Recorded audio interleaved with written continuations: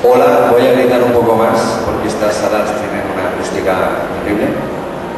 Buenos días, muchas gracias por haber venido a esta presentación de este libro verde, que no rojo, de Pat Montgomery. No sé si, bueno, he hablado con algunos de vosotros en el stand en diferentes ocasiones. Para la gente que venga aquí por curiosidad y por vez primera, Pat Montgomery es la fundadora y directora de una escuela alternativa, de una escuela libre, que se fundó en 1967 en los Estados Unidos, en el norte, en Michigan, cerca del lago Ontario. Entonces, nosotros hemos traducido del boletín en inglés de esta escuela libre, de esta escuela alternativa, algunos editoriales de su fundadora y primera directora. ¿Por qué? Porque explican no solo qué es Cloud School y su génesis y su nacimiento y su evolución, sino también porque hablan de educación en casa. Suena un poco raro que una escuela libre, una escuela definitiva, se plantee apoyar a los educadores en casa, pero eso es lo que ha hecho Pat durante toda su vida. Pat Montgomery tenía que haber estado aquí, no ha podido ser, nosotros lo hemos intentado por activa y por pasiva, pero tenía, digamos, compromisos ineludibles en los Estados Unidos, tenía que ir a una conferencia de educadores allí y finalmente pues no ha podido venir. Esperemos que en otra ocasión, como ya ha hecho en el pasado, pues pueda asistir. Lo que os decía, Pat Montgomery fundó una escuela en el año 67, alternativa. Ella intentó de alguna forma fundar ese concepto de escuela en Summerhill, en las propuestas pedagógicas de Neil. Para eso, como se explica aquí en este libro, tuvo que pedir prestado el dinero, los ahorros de toda su vida a su padre para que ella pudiera viajar a Inglaterra, conocer a Neil y establecer así una relación de amistad que duró hasta la muerte de Neil y que en la actualidad se sigue en la persona de Zoe, de la hija de Neil, que es la actual directora de Summerhill, y empezar a construir su escuela.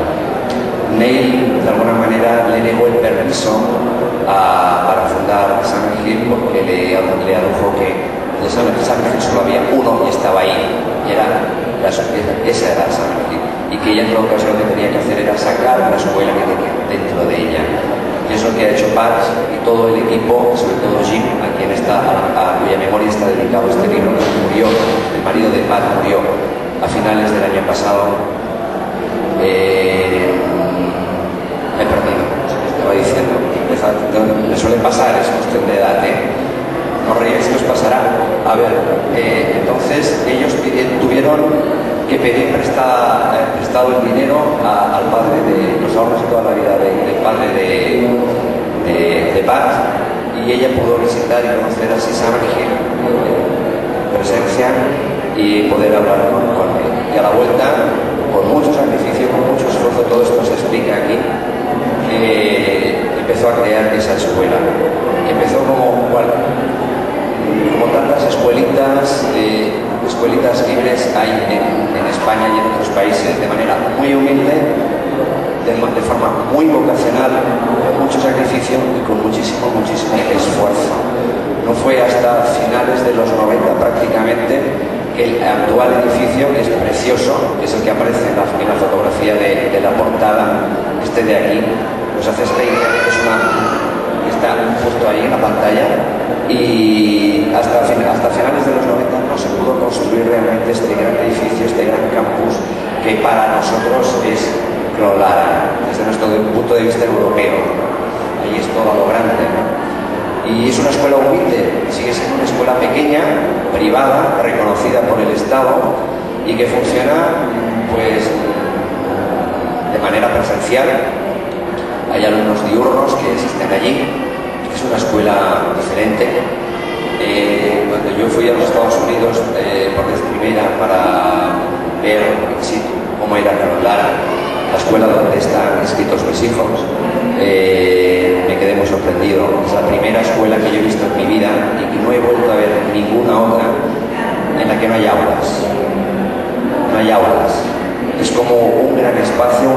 casa en la que hay diferentes rincones, está lleno de recursos, de libros, de material científico, de material matemático, que los niños de alguna manera deambulan, por decirlo así, libremente, bajo la difícil, no es la supervisión, digamos que orientados, tampoco es correcto, no puedo hablar de guía, no puedo hablar de consejos, no puedo hablar de orientación, puedo hablar de acompañamiento de los adultos, porque son adultos, no se habla de maestros, no se habla de tutores, no, son adultos que están acompañando el proceso de aprendizaje de los alumnos de Clonlara en el campus, en Ann Arbor.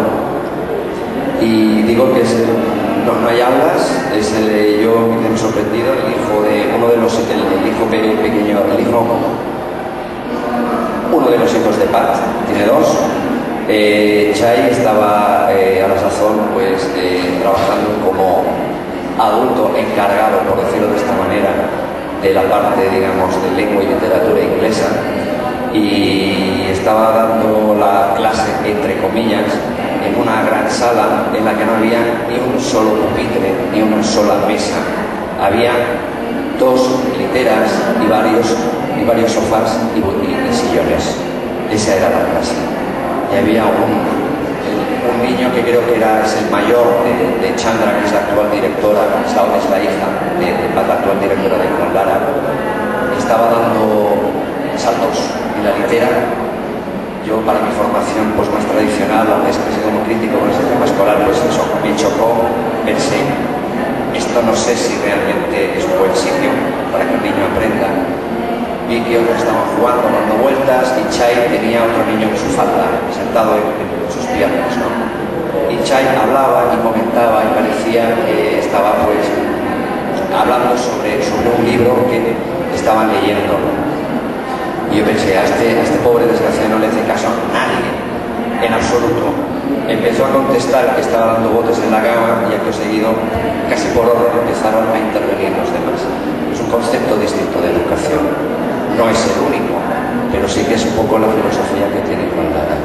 Este era, de todas maneras, el rincón de los pequeños, porque en Clonlara, en Estados Unidos, hay dos distinciones: los pequeños y los mayores. No hay niveles, no hay separación por edad, sino que realmente hay una interacción muy grande entre adultos y niños y entre ellos, salvando las distancias de la edad. Entonces, los mayores estaban más tranquilos, entre comillas, más sosegados, se dedicaban a otro tipo de cosas, ¿no? en el otro área. Y ahí pues había muchos rincones con material científico, con material matemático, con un montón de libros, pero realmente lleno, eso que a mí me impactó, de sillones, de sofás, de sitios donde poder echarse a reflexionar, a leer, a discutir, a hablar, a aprender, en definitiva. Me dejó muchas más cosas. Grabé un vídeo muy casero, como lo que hago yo, como este que va a salir aquí, que ya verás, y sobre Clonlara, y en algún momento pienso que sería la ocasión de poder editarlo, para que os hicierais una idea, porque es que lo estoy expresando muy mal y muy rápido, pero es un concepto totalmente diferente de lo que es una escuela. ¿Por qué Clonlara apoya a las familias educadoras en casa, a las personas que educan en familia? Porque en el año 79, los Estados Unidos, que ahora nos parecen el paradigma de muchas cosas, tanto para lo bueno como para lo malo, se estaba dando una gran batalla por la libertad educativa, en el sentido de que los padres tenían derecho a decidir sobre cómo poder educar a sus hijos, no solo llevarlos a una u otra escuela, que es el concepto tradicional de libertad de educación, que es libertad de elección de centro, no hay otra, sino decir, no, realmente los padres tenemos derecho a asumir de manera integral, como nosotros queramos o pensemos que es bueno para nuestros hijos, la educación y la formación y la instrucción de los mismos. Y muchas familias en el año 1979, dentro de esa batalla legal en todos los estados de la Unión, en los Estados Unidos, le plantearon a Pat, le pidieron ayuda. Dijeron, Pat, ayúdanos porque nos están machacando, nos están persiguiendo, nos están encausando judicialmente y ya no sabemos qué hacer. no tenemos fuerza suficiente como para poder hacer frente al Estado. Y a Pat se le ocurrió una idea. Dijo, bueno, hay una posible solución. Ella pensó, dijo, si estos alumnos que están inscritos, estos alumnos que entran en casa, resulta que fueran alumnos de una escuela, por ejemplo, la mía, la de Clonlara, pues realmente estarían inscritos en una escuela y podrían seguir haciendo educación en casa, pero al mismo tiempo estarían inscritos en una escuela, con lo cual la normativa estatal no sería cuestionada, porque efectivamente había un vacío legal, que es algo similar a lo que ocurre en España. Eso no estuvo exento de dificultades, que también se explican en el libro. Pero empezó a funcionar lo que con el tiempo se definió como un programa de educación a distancia para dar apoyo a las familias educadoras en el hogar. Hasta tal punto fue el éxito de esta iniciativa que se extendió rápidamente la noticia por todo el estado de Michigan. Yo sueño, de verdad os lo digo con el corazón en la mano y se me tiembla la voz al decirlo, con tener algo parecido a Clonlara en España. Sería mi gran ilusión. Montar una escuela privada en España es francamente complicado, pero yo lo que os quería decir es que tienen en Clonlara en medio, es decir, entre lo que son las oficinas, que son bestiales desde nuestro punto de vista, claro, no para ellos, y lo que es el campus y lo que es la escuela en sí, hay un gran centro de recursos para las familias educadoras en casa de todo el distrito escolar de Michigan. Y es muy grande y lleno de recursos y es precioso. Y ese es mi sueño, poder hacer algo así en España. Y concretamente en Barcelona, que es donde yo actualmente vivo. Y ojalá eso se pudiera hacer en todas partes. A lo que iba, en el año 79 empezó esto y fue tal el éxito que se difundió por todo Michigan, por todos los Estados Unidos y por diferentes países del mundo. Empezando por el Japón, donde el índice de suicidios escolares es el más alto del mundo. Es algo que está muy tapado, es algo que está poco difundido porque al Estado japonés no le interesa para nada que este tipo de cosas se sepan, pero que si vosotros entráis en uno de los enlaces que hay en nuestra página web, Learning Unlimited, que es, digamos, la red europea de homeschool y sobre todo también de escuelas libres, básicamente de home education, de educación en casa, veréis que también está Education Otherwise, que aparte de ser la organización inglesa, es una organización en Japón, que es la que denuncia sistemáticamente todo tipo de abusos que se cometen en las escuelas japonesas y los suicidios y las muertes inducidas por el sistema escolar. En Japón, a Pat le invitaron una escuela libre, sufragó pidiendo dinero en la calle para traer a Pat. Esto me lo explicaba Pat con las veces que ha venido a casa o que ha estado conmigo. Recogieron dinero para traerlo allí y mostrarle la realidad tan brutal del sistema escolar japonés. Y a partir de ahí nació la sección japonesa de Clonlara. Y de hecho es el país hasta el momento donde más alumnos extranjeros inscritos en Clonlara ha habido. Pero bueno, ahora realmente hay alumnos en más de 25 países del mundo, entre ellos en España. En la actualidad, la sección japonesa, por desgracia, no existe, pero existen dos secciones, dos oficinas, dos escuelas, dos delegaciones de Clonlara en Europa, fuera de los Estados Unidos en general. Una es la oficina española, que es la más veterana en Europa, estamos desde el año 2000-2002, y luego la Clonlara Schule, que es la delegación alemana.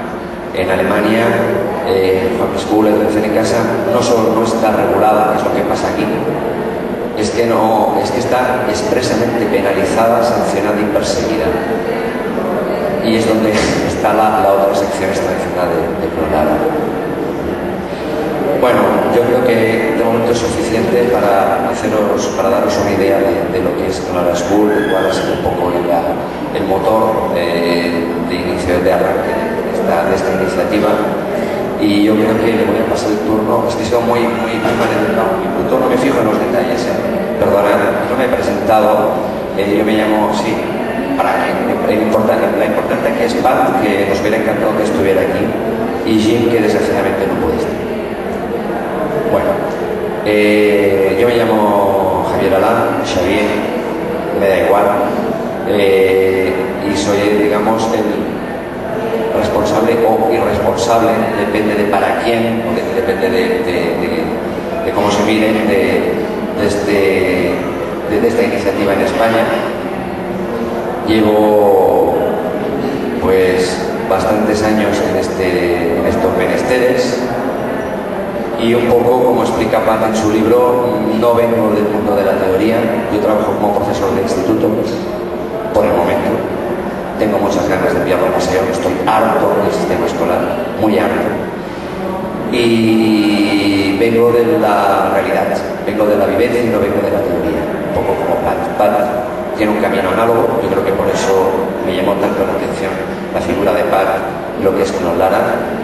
Ella era maestra durante prácticamente pues 10 y tantos años. Yo llevo 22 años trabajando como profesor en el sistema tradicional. Ella fundó una escuela, yo no he podido hacer eso, tampoco era mi intención, pero bueno, de alguna manera me hago responsable de lo que es la oficina en España de Clon Lara, y ella fundó Clon Lara por una necesidad vital, que es lo que nos pasó a nosotros en nuestro momento. Por eso nos decidimos por la educación en casa. Estoy hablando de eso particular. En su caso fue que tuvo hijos, y al tener hijos, como comentábamos con un compañero hace un ratito, se te empiezan a despertar muchas cosas, muchas conciencias internas, ¿no? Te das cuenta de que no vas bien, y de que con tus hijos no puedes hacer lo mismo que han hecho contigo. En general, igual hay afortunados aquí que han hecho cosas diferentes con ellos, pero en general no es la percepción que uno tiene. Y venimos del mundo de la vivencia. Ya tuvo hijos y dijo: no puedo llevar a mis hijos a lo que conozco, a la escuela privada ni a la escuela pública estadounidense. Tengo que buscar una alternativa, y por eso fundó Clon Lara. Y a nosotros, o en mi caso, me pasa bastante lo mismo. Es decir, no puedo hacer lo mismo.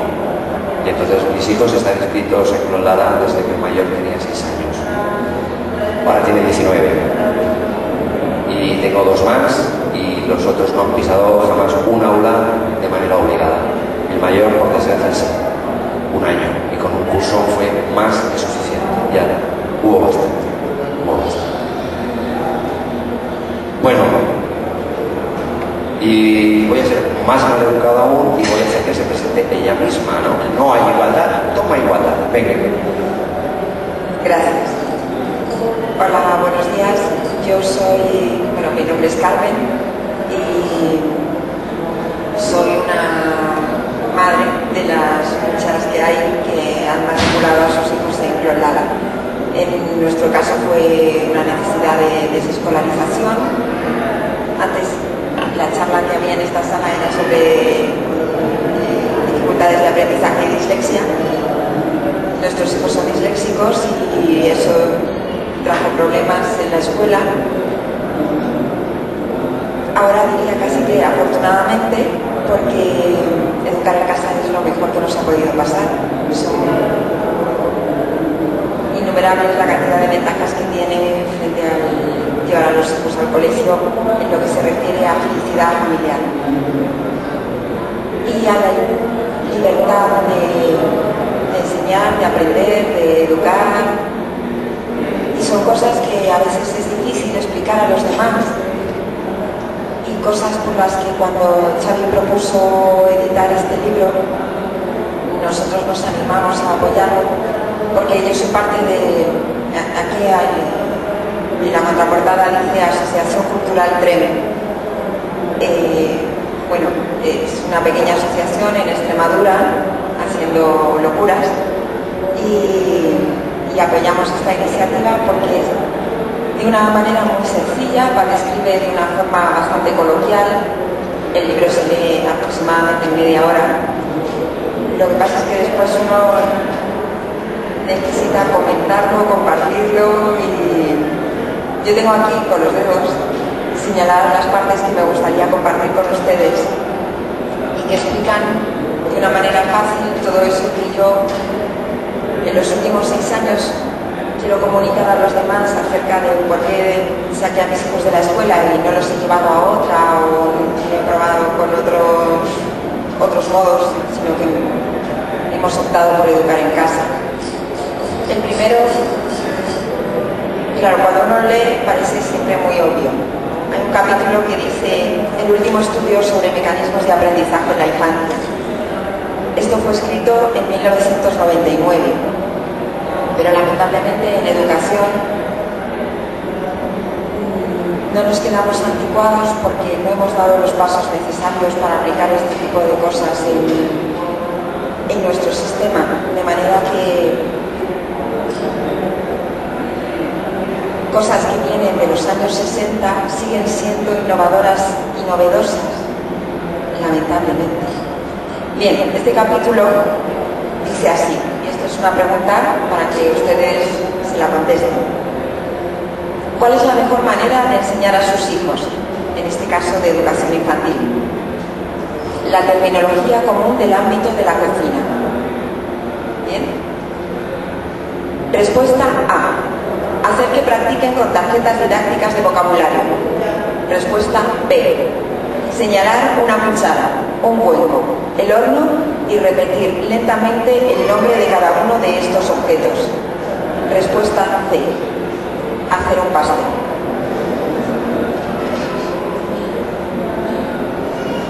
Bien, que levante la mano quien esté pensando que la respuesta correcta es A.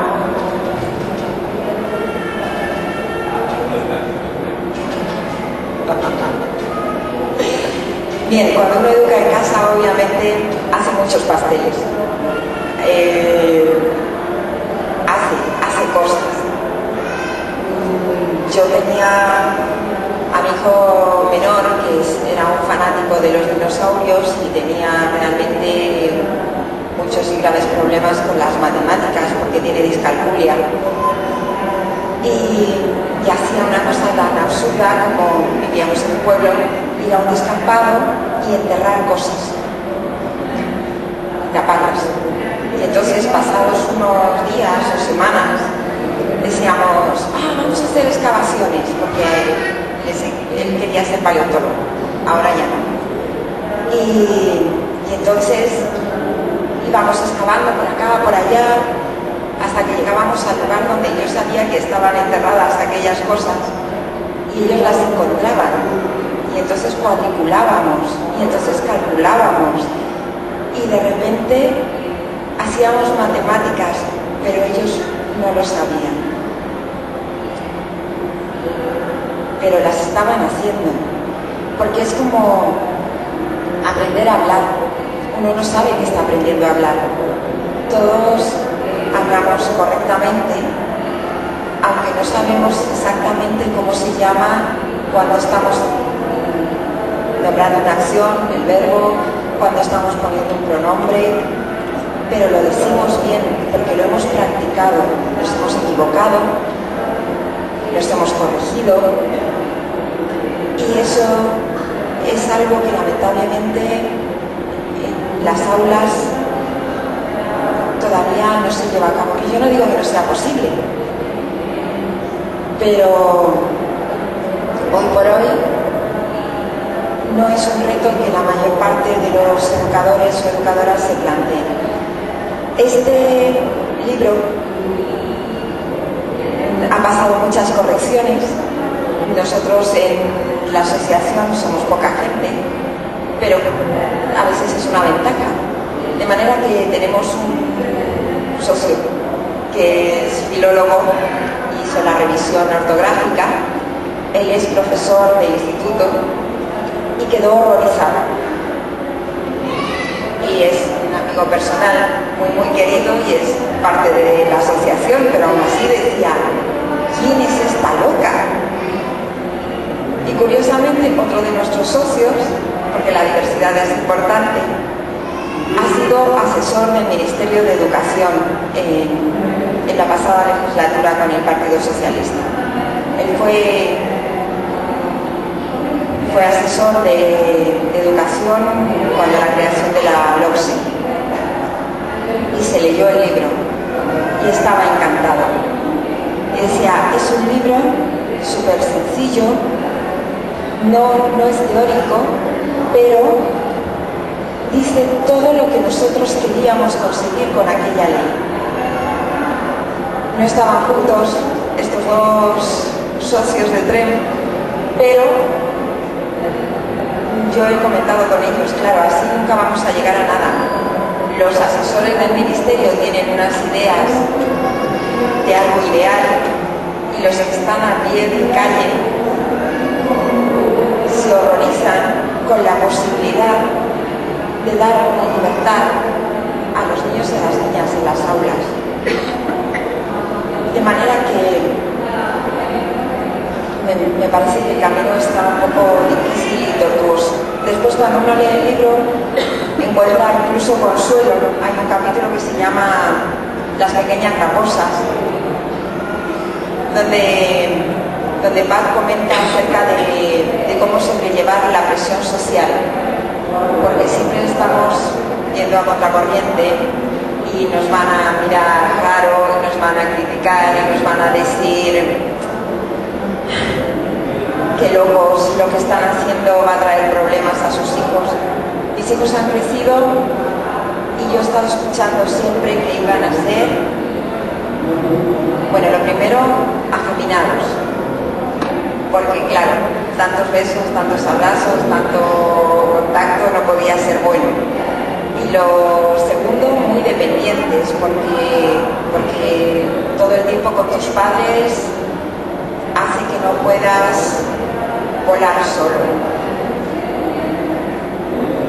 Y es sorprendente porque ahora ya son adolescentes, están casi al final del camino de la educación obligatoria, me refiero, y ellos son súper independientes, con lo que se confirma en nuestro caso la teoría de que el apego en los primeros años de la infancia consigue efectivamente que las personas sean más equilibradas, logren antes su madurez y después estén tan seguras de sí mismas.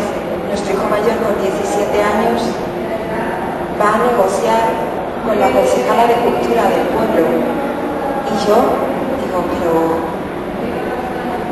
¿de dónde saca esta fortaleza y este conocimiento del mundo? Pero bueno, a fin de cuentas él ha crecido viendo esas cosas, acompañándonos, y ha aprendido eso como aprendió a hablar, sin darse cuenta, como aprendió las matemáticas, jugando. Hay un capítulo del libro que a mí me gusta mucho también, que se titula El bello arte de la negociación. Habla sobre la autoridad. Todavía hoy existe la creencia de que debemos decirles a nuestros hijos las cosas se hacen así porque lo digo yo. Y en realidad, aunque uno tiene muy claro hasta dónde o cómo, si la decisión se toma dialogadamente,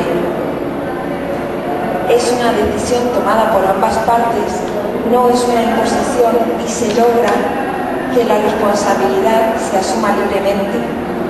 Esto me encantó porque yo no había sabido explicarlo tan fácil, tan claro. Si quieren que les lea un poquito.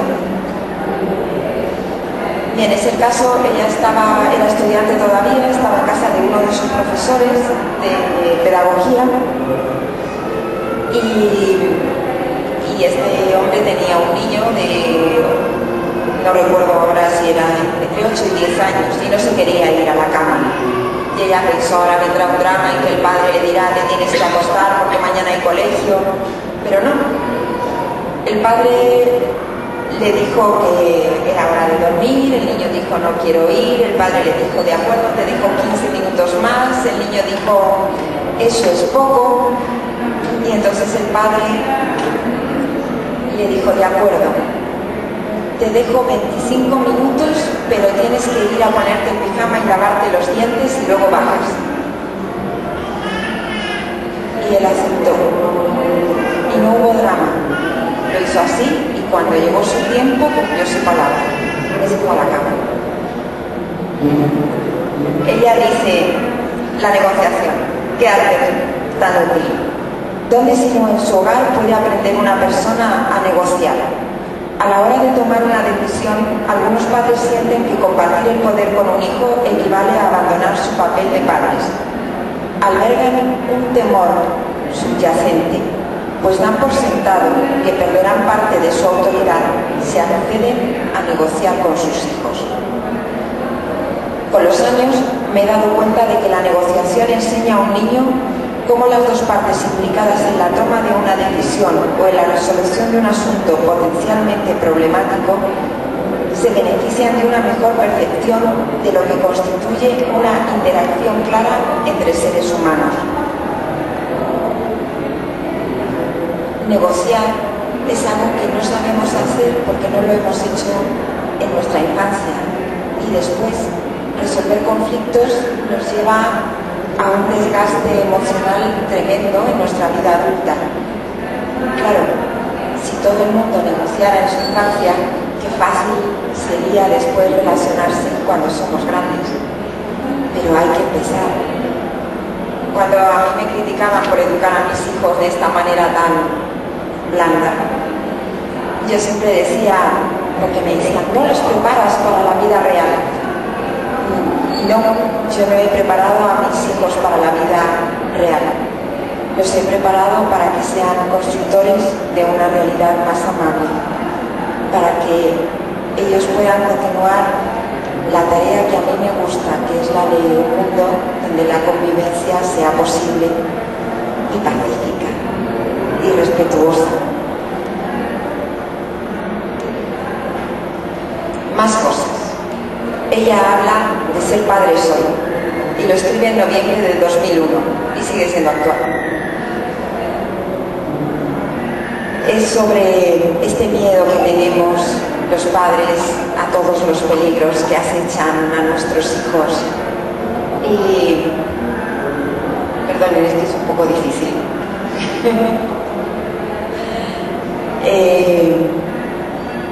Ella dice: el hecho de que dejemos a los profesionales y a los maestros que inviertan tranquilamente su tiempo pintando con los dedos, mirando a las hormigas, jugando, observando las plantas, etc. Las tareas más importantes de ser padres se encomiendan a otros mientras nosotros atendemos asuntos más importantes. En este mundo acelerado que hemos construido, las pequeñas cosas, tales como mirar una puesta de sol con nuestros hijos, parecen triviales, cuando de hecho esas pequeñas cosas son las más vitales, la materia con que está hecho el amor. Nuestra sociedad hace que cada vez pasemos menos tiempo con nuestros hijos, sigamos acelerados y no podemos perder tiempo porque hay que hacer la compra y poner la lavadora y porque el trabajo es muy exigente. Hay una cosa que dice mucho en común, es que para educar en casa tienes que ser millonario. Y yo digo, o saber vivir con poco. Porque mi esposo que está ahí es filósofo. Ciertamente no es más rico el que más tiene, sino el que menos necesita. Y si uno aprende eso y lo vive con felicidad, porque también es cierto que nuestros hijos, a cambio de educarse en casa, han tenido que renunciar a otras muchas cosas materiales. Pero lo hablábamos, lo conversábamos, ellos eran conscientes y sabían que podían elegir, que en cualquier momento podían elegir volver a la escuela y que nosotros trabajáramos los dos y tener cosas. Pero ellos prefirieron no tener cosas y poder compartir nuestro tiempo. Los niños, como personas razonables que son, a veces más razonables que los grandes, también pueden decidir y podemos negociar, incluso en estas cuestiones económicas.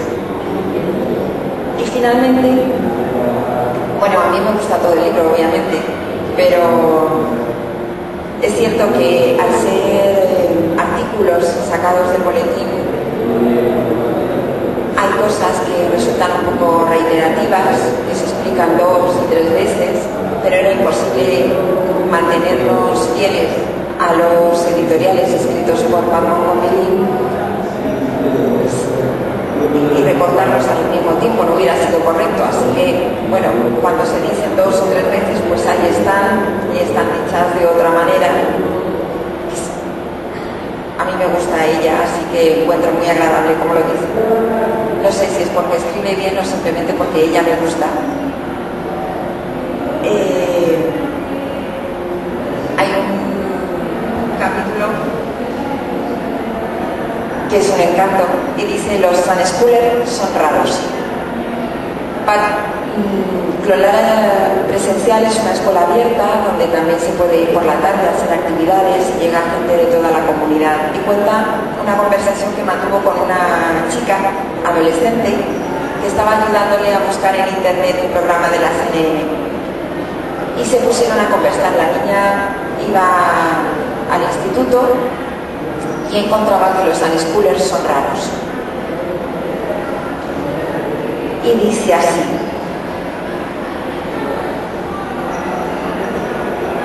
no, me he perdido, no era en esta página, sí.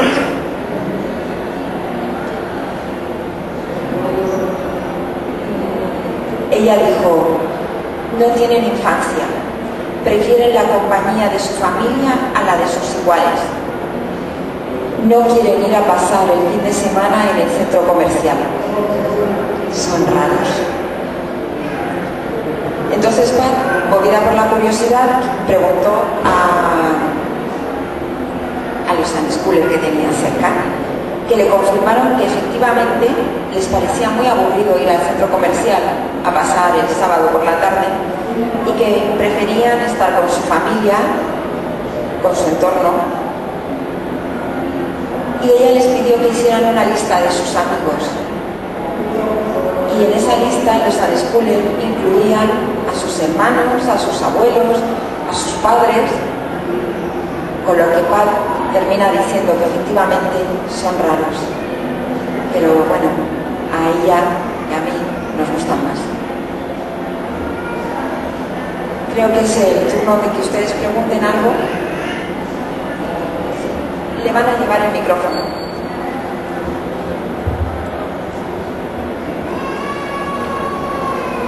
Vale, muy bien. Pues, bueno, pues decir que, bueno, me ha encantado mucho como lo que habéis dicho. Hay mucho amor, se nota que sois gente encantadora, de verdad. Bueno, yo únicamente lo que me pregunto es que a mí está hablando mucho del transcurso, la histórica, como son esta gente, los que conocéis, tal, está muy bien.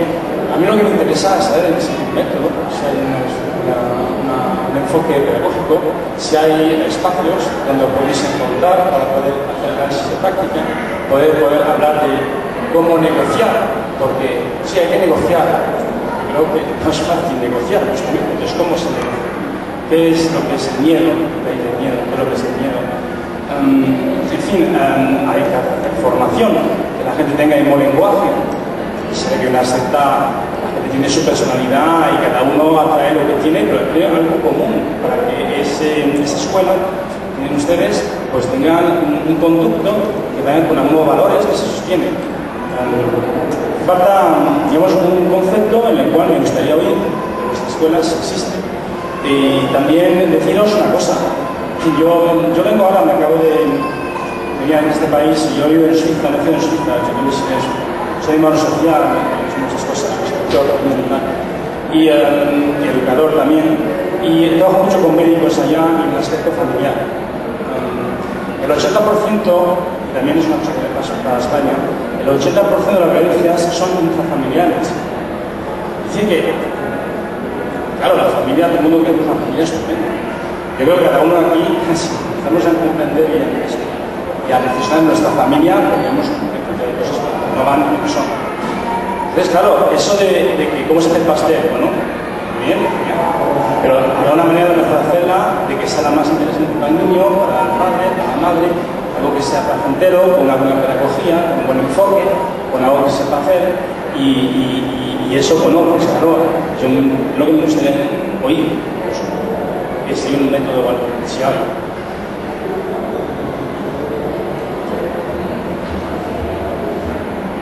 Bueno, creo que has entendido la pregunta. Una de las preguntas, porque había varios temas, voy a contestar a esta última, que es la primera que he hecho. Si no entiendo mal, usted lo que plantea es si a Clolara se le puede poner una etiqueta. Sí, bueno, entiéndame, es decir, una etiqueta pedagógica, es decir, es Waldorf, es Montessori, es Pestalozzi, se hace una enseñanza clásica, utiliza un sistema más de escuela democrática, como es el Purivali, o es Krishnamurti, como Park School, es decir, un poco a qué línea tiene. Yo creo que lo he dicho al principio, que la línea pedagógica de Clolara básicamente es la de Neil. Ese es el fundamento. Pero como Neil le dijo a Pan en su momento, ninguna escuela puede ser el clon, la copia de otra. Entonces, aunque haya 25.000 escuelas Waldorf, que es el movimiento de escuela libre, aunque yo no sé si aquí hay gente del movimiento Waldorf, pero creo que es una crítica que se les hace. Yo no estoy de acuerdo con ella, pero hay mucha gente que les cuestione que sean realmente partícipes de una educación libre, precisamente porque tienen un sistema pues muy completo que toca desde la religión hasta la agricultura. A pesar de que estén dentro del movimiento Waldorf, en Clolara, por ejemplo, también hay escuelas y grupos afiliados. Y yo he visitado algunos, por no decir casi todos, y he hablado con mucha gente y sé que dentro del movimiento Waldorf, por ejemplo, hay, ¿cómo lo diríamos?, sensibilidades diferentes y maneras de hacer dentro de una misma metodología distintas en cuanto a la aplicación práctica. Entonces, Clolara, aunque sigue esa pauta de Neil, realmente ha utilizado materiales y utiliza prácticas de diferentes pedagogos, y luego desde Freinet hasta Montessori, pasando por Waldorf también. Hay familias que nos dicen que están en el ámbito de Waldorf y nos dicen que hay muchas cosas que les recuerdan a Waldorf. Yo pienso que Clolara es inclasificable, que realmente no sigue una pedagogía concreta, sino que ha creado realmente una manera de hacer diferente. Y es lo que hemos intentado resumir y plasmar a través de estos editoriales. Pero, a diferencia de la mayoría de otras pedagogías, a excepción quizás de Montessori, que también viene desde lo práctico, Waldorf, yo tampoco desconozco el tema y no quiero enemistarme con nadie por ignorancia mía, pero creo que la mayoría de pedagogías que ha habido, que hay y que habrán, parten de la teoría, que es lo que decía uno de los grandes amigos de Pat, de John Holt, que era un maestro crítico con el sistema escolar estadounidense, en general internacional, y que al final de su vida ya dijo que no había nada que hacer con el sistema oficial y que lo que había que hacer era apoyar a las familias que educaban a sus hijos fuera de la escuela. Lo que decía Holt es que casi todas las pedagogías habidas y por haber surgen desde la teoría y se acercan al niño con prejuicios y con clichés y con filtros. Y esto tiene que ser así. El niño tiene que jugar a sala, y si no es tonto o lo está haciendo mal. Y eso no cabe en Clolara. Es decir, en Clolara realmente se acepta todo tipo de interpretaciones y de prácticas. Eso es lo que se aplica también en el campus, y lo que se aplica sobre todo por obvio en las familias inscritas del programa de educación a distancia. ¿Por qué? Porque desde la experiencia de Pac, desde la mía propia, hemos visto que, primero, los niños, las personas cuando somos pequeños cambiamos igual que cuando somos adultos. No estamos hechos con un patrón y ya está, aunque hay mucho de eso, ¿no?, en parte. Y después de que las circunstancias también nos influyen, y que después hay una cosa importantísima que es la voluntad, que es la persona en sí, el ser que me lo esté como quiera, y que eso hace que uno vaya evolucionando también. Y por lo tanto, lamento no poder contestarle de una manera clara y concisa su pregunta. No hay una pedagogía concreta que se le pueda aplicar a hablar en este. A nivel práctico se utilizan en el campus materiales diversos, ya le digo, desde Montessori hasta se hace referencia a Cousinet, que es un matemático también, a todo tipo de recursos, porque en un momento determinado a una persona concreta, en su proceso de aprendizaje, le puede servir eso hoy, pero mañana a lo mejor no. Las pedagogías en general, que ahora puede ser muy radical, porque cada vez yo que con la edad me voy volviendo a mis orígenes, de joven era bastante radicalillo, y ahora vuelvo otra vez. Las pedagogías en general limitan, porque dicen cómo tienen que ser las cosas de una manera inflexible. Y eso no es la vida, eso es otra cosa. Es como esto. O sea, el edificio es el que es. Y la acústica es la que es. Y esto no se puede mover. Y la vida no es así, la vida es cambio continuo. Entonces, claro, de alguna manera, la metáfora me sale muy forzada, pero es que de alguna manera intenta ser muy vital. Intenta de alguna manera invitar a la vida si es posible. Y va creciendo y va cambiando en función de los alumnos que hay. Es que eso me lo explicaba Pato, que yo le pregunté lo mismo, ¿y qué hacéis? ¿Y cómo lo hacéis? ¿Y seguís una pauta? Es que depende de cada gente, de cada promoción. Y además, dentro de cada promoción, es que cada uno es de su padre y su madre. No me lo decía, me lo decía en inglés. A nosotros lo decimos de una manera más castiza, pero es verdad, son todos diferentes. Y luego, para más INRI, resulta que un día, pues lo que funciona con la misma persona, al día siguiente resulta que no va y hay otro recurso. Entonces, ceñirse a una pedagogía concreta responde a una expectativa adulta, pero no a una expectativa de la persona cuando es pequeña. Lo siento, no puedo contestarle diciendo, la etiqueta es esta, igual la etiqueta es enrollada, no lo sé. Sobre la violencia intrafamiliar, que no quiero que quede descolgada. Sí, efectivamente, como yo he vivido las dos experiencias, personalmente puedo decir que me enojaba mucho más con mis hijos cuando ellos iban a la escuela y yo trabajaba, porque yo estaba mucho más estresada. En cambio, también y es algo que le dicen a uno habitualmente, ¿cómo puedes aguantar a tus hijos todo el día? Es que a mí me gusta estar con mis hijos. Yo entiendo que no todas las personas somos iguales, ni todas las familias somos iguales, y nosotros siempre decimos que esta no es una opción a generalizar. Nosotros lo que esperamos es que la sociedad sea plural y pueda entender que hay diferentes formas de vivir y que se creen espacios de encuentro que sean posibles, porque, por ejemplo, las bibliotecas normalmente, si no es en una ciudad grande, no abren por las mañanas, solo abren por las tardes, porque los niños se supone que están en el colegio, pero luego vas por la tarde y te encuentras muchos niños. Nuestros hijos se encontraban con niños por la tarde, tanto que al final nuestra casa era de puertas abiertas, y salían de la escuela, comían en la casa y se venían a jugar a la nuestra, porque en la nuestra se podía, y se podía porque nosotros estábamos relajados, nuestra vida mejoró, entonces nos enojábamos menos, y supongo que eso también hacía que ellos valoraran, si volvemos a la escuela podremos tener cosas, pero también tendremos unos padres más enfadados,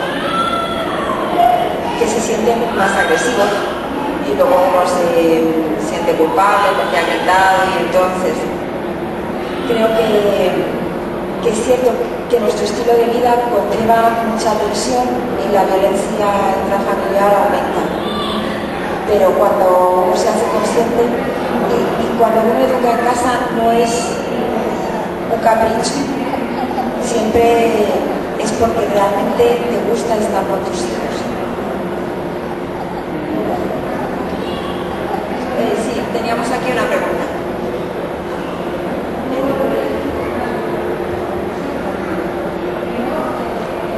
Es simplemente rápido, resultando un poquito y a lo mejor también llegando a la mayor con lo que decías de tener que renunciar a otras cosas por estar educando a tus creo que todo lo que has contado de amor, de estar con los niños, de crear un grupo que sea un poco la envidia de las familias también, de la gente alrededor, pues porque hay esto también que niños de otros sitios de repente van a tu casa porque se respiraba bueno. Eso no está reñido con entrar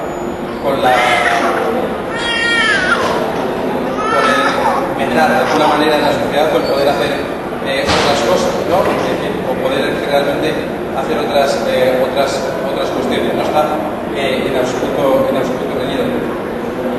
Decías, has etiquetado un par de veces a tus hijos cuando les sacaste de la escuela con dos palabras muy concretas, ¿no? de la psicología o de la psiquiatría, pero que luego casualmente, como tú decías, podrían hacer matemáticas, se podrían hacer otras cosas. Es una cosa que quiero hacer una mención muy especial, precisamente con el tema de las etiquetas, recordando lo que decía Javier, con el tema de la educación. Es decir, desgraciadamente vivimos ahora mismo en una sociedad muy etiquetada y que todo es así, y que el niño que funciona de una manera es un hiperactivo y hay que meterles unas pastillas o unos no sé cuantos, y eso hace que realmente, entrando en lo que decías tú en la pregunta que decías, ¿cómo cuerno se hace? Eso es lo que pretenden hacer. Un niño es hiperactivo, se le mete una pastilla. Un niño es no sé qué, se le dice no sé cuánto. Cuando realmente la sociedad está creada de individuos. Individuo significa lo que vosotros decíais, que cada uno es una persona, pero un individuo, bueno, pues está por aquí jugueteando igual que el presidente del gobierno, por decir de alguna manera algo lo que está, o igual que el jefe con el cual tienes que negociar aumento de sueldo o lo que sea. Lo que quiero decir es que la educación no es otra cosa que el respeto al individuo. Y el respeto al individuo desde que son así. Y simplemente no es otra cosa. Y partiendo de ahí, y quitando clichés, y quitando etiquetas de hiperactivo, no sé qué cuernos de matemáticas que has dicho, ¿cómo era? Discalculia. Todo. Ya está. Y ese niño ya estaba crucificado para que no pudiera hacer matemáticas. Y simplemente las podía hacer de cualquier otra manera y salir. ¿Entiendes? Pero si hubiera seguido por la norma, pues hubiera estado determinado, pues, seguramente medicado para centrar sus neuronas y sus hilos. Esto simplemente es una cuestión muy personal, ¿vale? Es una idea personal que yo pongo en práctica con mi familia y con mis hijos y funciona. Solamente era un comentario. Y ahora, la pregunta concreta, para querer entrar, que me faltaba la pregunta que no pude hacer el otro día. Vosotros con Pueblo Lara dais una vía a los padres de que puedan defender de alguna manera de que los hijos están educados. Aquí en España la Constitución reconoce el derecho a la educación, no a la escolarización, y por lo tanto, digamos que esa es una vía de poder tener a tu hijo educado, que no escolarizado. Y dais una serie de tengo entendido, de pautas o de convalidaciones, por decirlo de alguna manera, o de evaluaciones, no me gusta decir esa palabra, en cuanto a la educación. ¿No es cierto eso? Me disculparás, pero no voy a contestar a eso, porque yo entiendo tu premura o tus ganas de saber sobre temas legales o sobre temas administrativos, pero lamento comunicar, decir que este acto es sobre la presentación, esta charla es sobre la presentación del libro de Paz. Yo con mucho gusto responderé sobre temas administrativos y sobre temas, digamos, de ámbito más jurídico, sobre el tema de legalización de la educación en casa, etcétera, etcétera, en el stand 597, que es donde estamos. Realmente hoy las dos charlas que tenemos, esta y la de la tarde, realmente no van a tratar sobre temas legales, porque hemos decidido dejar de lado ese tema un poquito y vamos a centrarnos en lo que es la parte pedagógica, en la parte educativa de una vez por todas, porque si no lo urgente se nos come lo importante. Y lo importante es los niños y cómo podemos acompañarlos. Entonces, Si eso hay alguien más que tenga algún tipo de inquietud sobre ámbitos como los que comentaba el compañero, con mucho gusto en el stand 597 tenemos un espacio para poder hablar, ¿no? Esta tarde tenemos una otra charla que se centrará en el servicio de tutoría de Cronbara. Entonces ahí hablaremos de los aspectos prácticos del día a día, de cómo se lleva a cabo el hecho de educar a los hijos en casa, en lo práctico. Inevitablemente saldrá el tema legal, pero insisto que no teníamos ninguna intención de hablar sobre esto en las dos charlas que teníamos este año en la edición de Biocultura, porque es que acabamos siempre hablando de lo mismo. Entonces, si hay alguien interesado, la información la puede encontrar en internet, a tutiplén, o sea, hay asociaciones, hay entidades, hay coordinadoras, hay multitud de foros, de listas de correo donde eso está disponible.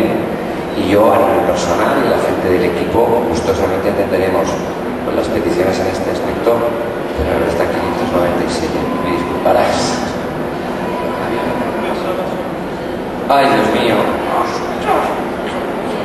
A ver, es que, bueno, no sé, a ver, vamos a ver si es por aclamación popular, pero es que este tema, en fin, a ver, ¿me permitís? ¿Hay alguien más que quiera hacer alguna pregunta? Porque de hecho ya estamos fuera de la hora. Lo que pasa es que yo he intentado negociar antes la posibilidad de ampliar un poquito más esta hora que teníamos, porque la charla siguiente se ha anulado, entonces queda una hora de más. Pero no podemos tampoco apurarla entera, no me parecería justo ni correcto, ¿no? ¿Hay alguien más que quiera hacer alguna otra pregunta que sea diferente a la de ¿y en España qué pasa con la educación en casa a nivel legal? Gracias, caballero. Buenas tardes. Era una pregunta para ti. Antes has comentado que tienes un hijo de 19 años. Yo personalmente, bueno, mi mujer y yo tenemos un bebé de 13 meses que estamos planteándonos toda la educación en casa, como comentáis. Y a mí me interesaría conocer si es posible de primera mano, al menos a través de ti, su vivencia personal, la vivencia de una persona que ha crecido a la edad de adulto con un sistema libre. Yo personalmente quiero saber hacia dónde nos conduce este enfoque, ¿verdad? Porque yo estoy muy interesado en llevarlo a cabo. Mira, pues sí. Si te sirven, por ejemplo, a ver, experiencias de otros, en el stand, por ejemplo, ahora no me acuséis de que voy a vender nada, A ver, que está muy barato, eso es cierto, pero vamos a ver. A nivel informativo, que lo puedes encontrar en el stand o lo puedes buscar por ahí, Vamos a ver. Peter Kowalski es un educador en casa, obscuro. Y este hombre, este adulto, hizo ya hace años, no hace poquito, a principios del 2000-2001, un vídeo, un reportaje de cerca de hora y media, no de hora y media, no de más de hora y media, casi 2 horas creo, sobre adultos educados en casa en los Estados Unidos. Él fue viajando por el país y buscando testimonios, lo que tú buscas, lo que quieres, testimonios, reportaje de personas educadas en el hogar de niños y que ya eran adultos. Increíble. Te lo recomiendo. Peter Kowalski también colabora en una revista que ahora ha desaparecido en inglés, que era Life Learning, y tenía una sección dedicada precisamente a este tipo de experiencias, de experiencias personales de jóvenes adultos jóvenes educados en casa y cuál es su experiencia, por ejemplo. Es decir, que buscando la información la puedes encontrar. Y a nivel más local, en España, por ejemplo, pues hay un libro, por ejemplo, que se llama Razones para educar en familia, que no es exactamente igual porque, bueno, sí, cuidado, ella es la editora, la que no ve, estoy señalando, y en ese libro, Razones para educar en familia, se habla de las experiencias de familias actuales que están educando en casa en España, y hay testimonios también de adultos jóvenes, de adultos españoles que han sido educados en el hogar. por ejemplo, es otra posibilidad. Luego hay publicaciones, pasas por el stand hay alguna cosa más. En español poquito, por no decir prácticamente nada. Yo creo que las razones para educar en familia y este libro es lo único que ha aparecido a este nivel hasta ahora en español. Es posible que en los Estados Unidos haya algún material editado en español de tipo más de difusión, lo ignoro, no lo sé.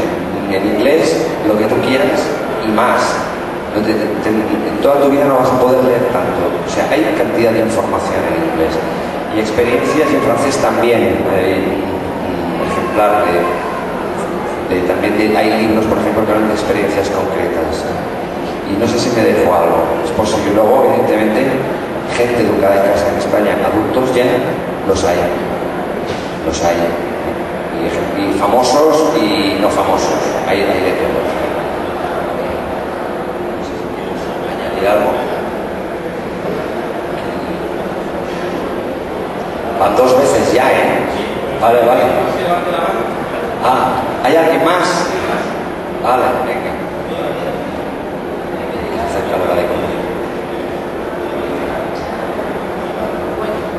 Yo tenía una duda porque una de las ventajas que creía de educar en una escuela libre era la cuestión de los materiales. Suele haber una riqueza amplia de materiales, de la naturaleza que sea, y lo veía difícil en casa por el sentido de que se pueden compartir en una escuela muchos niños y en una casa lo veo más difícil, más complicado. Si me puedes decir algo al respecto. Tienes razón. En una escuela hay más disponibilidad de materiales y en una casa lo único que actualmente, dado que hay más familias que educan en casa, se van creando redes de apoyo, nos intercambiamos materiales y nos comentamos yo he hecho tal cosa y tú aprendes del otro. Y niños.